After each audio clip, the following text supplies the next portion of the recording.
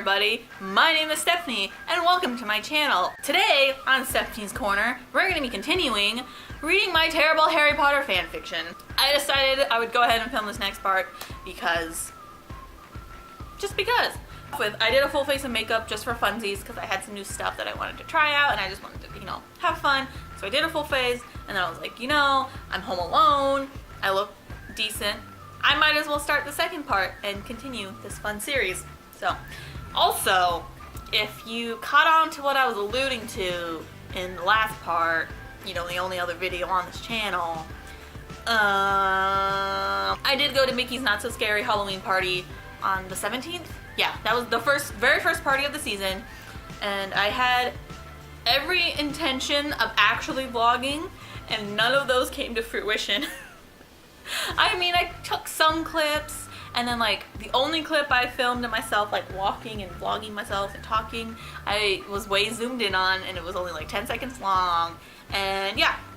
And I'm kind of disappointed in myself that I didn't try more or do more, but it's fine, it's whatever. I will probably edit together that little thing. It's gonna be like a 2-minute video. No, at least I'll try and put it out there, and then from there it can only get better. Maybe. But we'll see. Without further ado, let's continue with reading my terrible Harry Potter fanfiction. Today I present to you Me, Myself, and Magic, Year 4, Chapter 2, Message from Loverboy. It's off to a great start. It's only gonna get worse. What's better than 5 girls in one enlarged room with scary movies, lots of popcorn, and caffeine? Nothing. In case you haven't guessed this, that's what we did. We were all huddled in a group under our large cuddly covers, a large bowl of popcorn in the middle, surrounded by other sugary junk food and bottles of soda.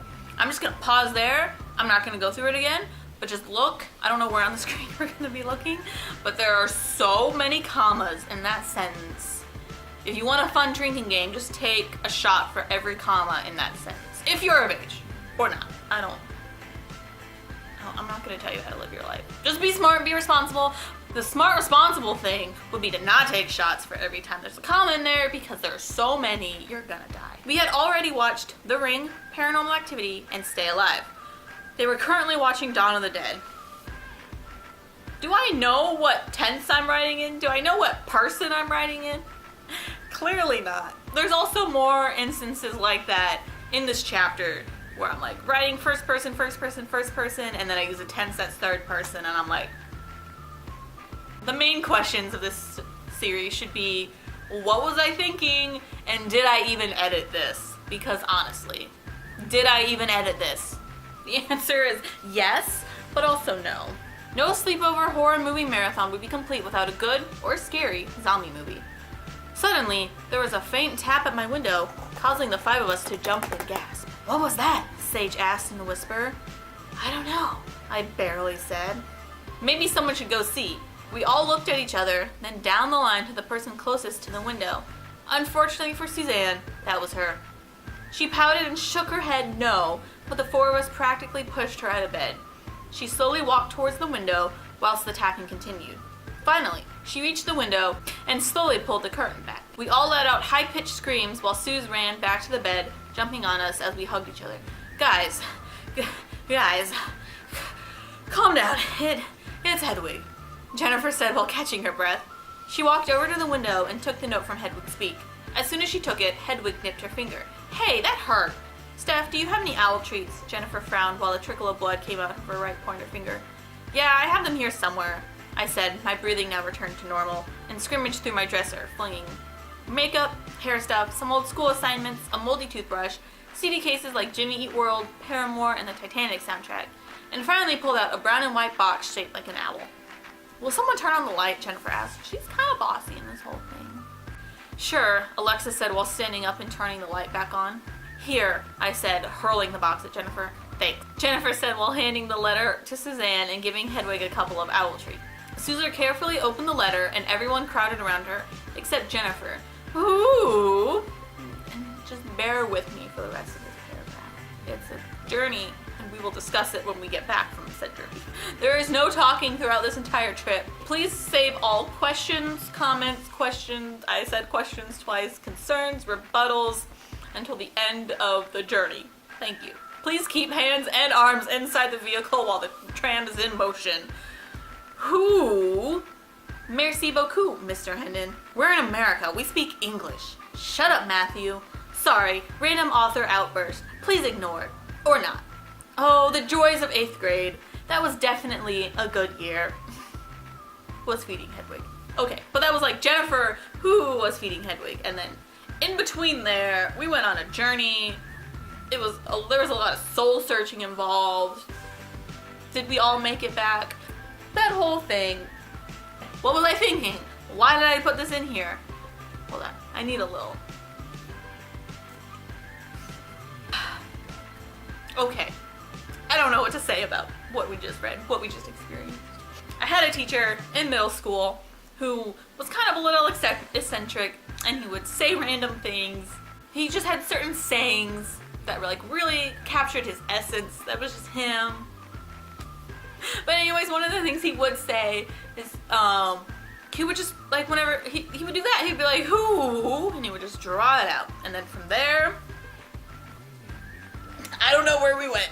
So in middle school in 8th grade, me and my best friend Jennifer, we know by now I'm really great at naming my OCs, the names of the people they're actually based on. Those are the only two. Me and Jennifer, we were taking Intro to French, and sometimes we would say the things that we learned. We didn't learn much. We also took 3 years of French in high school, and we still didn't learn much. Granted, that was like 6 years ago that we graduated. I'm feeling really old. Anyways, we would always just like say random things to each other. And then there was this kid who I had a crush on for all of high school and middle school, and he, I guess, didn't appreciate the fact that we would speak French. I don't know what his deal was. I'm pretty sure he would say something along those lines, like, we're in America, we speak English. But, you know, not in like a jackass kind of way, and like he's a kid kind of way. He was an 8th grader. You know how teenage boys are. They kind of suck. They're kind of annoying. And that's literally where all that came from, and I don't know why I put it in there. I hate myself for putting it in there. Out of all of the things in the first chapter that we experienced that are bad, all the things we are yet to experience that are bad, I almost said that's one of the baddest. That's one of the worst. The ones that I cringe the most at. Anyways, let's continue this journey, shall we? Oh, that's the entire paragraph we just read. Well, what's it say? I asked. I'll just read it to you guys. Okay, first of all, bitch, who the fuck do you think you are that you can read my personal letter from my boyfriend? Did I say you could read it out loud? No. Jennifer, why are you giving this girl my personal letter from my boyfriend, thinking that we can share it for the entire class? We cannot. I did not approve this. This is not approved by Steph. Either one. I mean, it was apparently approved by me because I wrote it, but it is not approved by the other one. You feel me? Hey, Stephanie, how are you? I'm sorry we haven't been able to hang out a lot lately. I hope you're not mad at me. I haven't gotten a break from the Dursleys in days. Aw, it's so cute. Will you please just keep reading the letter? I said while blushing a little. Ugh, fine. Well, that's not really the reason I wrote. I've been having these strange dreams lately. I'm standing in this old, dusty room. Wormtail and some other man are gathered around a large armchair. I'm not sure what or who is in the armchair. They notice I'm there, call me over, and I guess kill me with a Avada Kedavra. I wouldn't know exactly, because I wake up just then, and my scar hurts like no other. I woke up the other morning, unsure what to do. Once I thought about it, you'll never guess whose voice I heard in my head, telling me what to do. If you guessed Hermione, then you're right. She told me to write Sirius. I decided to tell you too. Obviously, you're the only one, other than Sirius, who knows. I'm not sure if you know yet, but Ron invited us, your sisters Jennifer and Suzanne, to the Quidditch World Cup. Hopefully you can go, so we don't have to wait till school starts to hang out. Can't wait to see you, whenever that is. Harry. Well, are you going to write him back? Suze asked as she slipped the note back in the envelope. Of course she is. She can't help talking to her lover boy, Jennifer said sarcastically. I picked up the moldy toothbrush and chucked it at her. In return, I got a very pleasing girly squeal and smile. I guess I can write back, although by the time he gets it, we'll probably be at the Weasleys together. Or even at Hogwarts, I stated. Okay, let me just say, I don't know why I thought it would take that long for Harry's letter to get to me, because they live in the same, like, general area, in the same, like, suburb. Not necessarily Privet Drive, but, like, she lives close enough to them that they can physically go and see each other and walk. In the fanfics that don't exist because Quizilla is dead, bless you, I had like one chapter posted of Prisoner of Azkaban in which she shows up at the Dursleys to help Harry with the dinner with Marge for whatever reason. And also, in Order of the Phoenix, which some of the copies do still exist in my Google Docs, in my Google Drive, I did write like 6 chapters or so, 5 or 6, I don't remember how much there was, and they were posted to Quizilla. So maybe after we finish reading all 17 chapters of Goblet of Fire, I will just go through and read whatever else I have written. Because content, you know? There's like 5 chapters written of Order of the Phoenix, and something happens in the beginning of that story. I'm not gonna spoil anything for you guys. You'll just have to find out. Something happens anyways where they're together physically. Like they go to a park and they are together. So they live in like a reasonable distance. A reasonable enough distance that if she wrote the letter back to Harry that night, he would probably get it in like 5 minutes. So I don't know what my brain was thinking. Clearly, not a lot. I heard Jennifer quietly say something about him being my lover boy. Would she give that up already? I grabbed a piece of parchment and started writing my reply. Can't wait to see you, I said while writing Stephanie. I gave the letter to Hedwig and watched it fly away. I just noticed, this is my second time reading through this. I meant to say well, but I guess I said wheel. Well, I guess we can go back to the movie now, Alexa said. Oh no, no way, Jose. I am not watching any more scary movies tonight, especially not a zombie movie, Suzanne said defiantly. Just then, Kiara came running out of the closet. She stopped and meowed at the door. What's wrong, baby? I cooed at her. She meowed again. She's been acting very odd lately. I don't know why. You know cats can tell if something in the universe isn't right, Alexa said. Yeah, we know. We don't really need anything wrong going on right now, I said, flinging myself onto the bed. What do you mean? Jennifer asked while lying down next to me. You heard what Harry said about his dream, where he wakes up just before he dies and his scar hurts like hell. His scar only hurts if Vol... Don't say it, Alexa said while putting her hand over my mouth. Dimort's involved, I mumbled through Alexa's hands. Ew, you slobbered on my hand, Alexa said while flinging her hand off my mouth and shaking the spit off of her hand. So I'm guessing that those dreams are somehow connected too. I looked over at Alexa. She gave me a look like, don't say it! Are you really afraid to say his name? After being around me and my friends for 3 years? As Hermione says, fear of a name only increases fear of the thing itself, Jennifer quoted. Look, I don't care what you and your friends call him in your spare time, but I'm just a bit superstitious. Can you please come up with a name for him, just in our circle of friends? Alexa asked instantly. Which, I realize now, their circle of friends is only coincidental. It's Stephanie and her friends and her sisters. Like, Alexa is only there because she is my sister, and that's it. That's it. I don't know why it's a circle of friends. Okay, how about, Moldy Shorts, Sue suggested. Okay, from now on, you know who was called Moldy Shorts. As I was saying, I'm guessing that Harry's dream might somehow be connected to Moldy Shorts, I asked, making an unsure face. That Moldy Shorts is what my mom and I would randomly call him sometimes. I don't know why. I'm pretty sure we saw it on like Nickelodeon or Disney Channel. I don't even remember what TV show it was. I'm pretty sure it was Nickelodeon, the more I think about it. You know where like shows back in the day, back in like the good old 2000s when Harry Potter was still, you know, alive and well. Not, it is alive and well, but you know, there were books coming out and movies and she was thriving. But yeah, where TV shows would like make references to Harry Potter or have like skits about Harry Potter, but for whatever reason they didn't have like the actual like licensing to it, so they couldn't like actually make it Harry Potter, and it would be like a parody of Harry Potter, but like we all knew that it was Harry Potter. Yeah, it was something like that, and they definitely called Voldemort Moldy Shorts. And that's where that came from.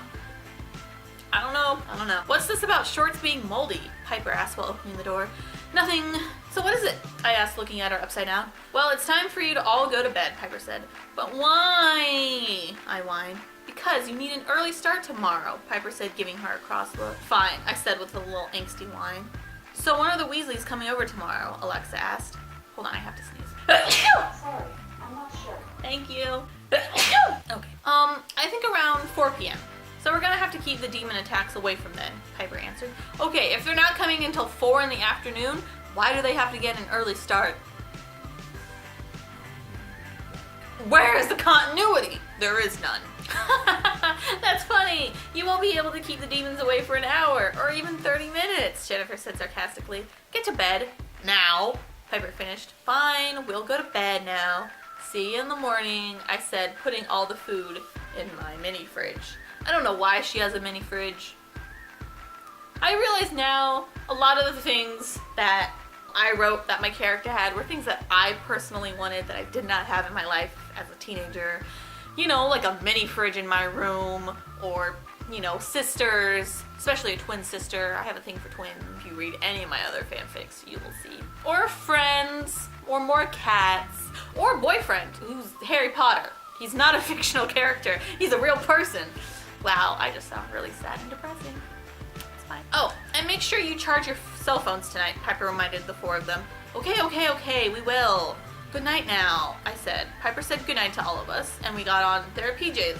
There we go again. I don't know what tense I'm writing in. I don't know what person I'm writing in. It's fine. We climbed into bed and pulled the covers up. Alexa was waiting by the light so she could turn it off when everyone was settled. I got settled and started thinking about what had recently happened. What with Harry's letter and all, I was positive that his dream had something to do with Voldemort. I mean, come on. Why else would he be this worried? Telling Sirius and myself, waiting to tell the others, and hearing Hermione's voice in his head? That's just a sigh, but you know. What am I going to do with that boy? And with that final thought, I drifted into sleep. And there you go. There's part 2 of reading my terrible Harry Potter fanfiction. I hope you're satisfied. I hope you aren't too traumatized from part 1 or part 2. I will say that part 2 is a lot better. I don't know. I was gonna say it's better than the first part. I don't know. Tell me what you think. As we go on, you know, tell me how you feel about each chapter. Which one is better? Which one is worse? Like, if you have a favorite because it's like a decent chapter, or if you have a least favorite, or if one of these chapters is your favorite because it's really terrible, like it's just so bad. You love it? Let me know. But there's 15 more chapters left to come, so stick tight, we'll get there eventually. And as I said, once I finish Goblet of Fire, once I finish reading all 17 chapters, I'll probably skip into another year and just read like the other things that I have typed up because it's kind of all bad. Some of it's not as bad. Some of it definitely gets better as, you know, I get older and progress as an author of sorts. Thank you guys for watching this episode on Stephanie's Corner. I hope you have a great day. I still don't have an official outro, so what's gonna happen next? We don't know. It's a mystery. I think that's gonna be my kind of outro, but I'll see you guys next time. Bye! Mwah.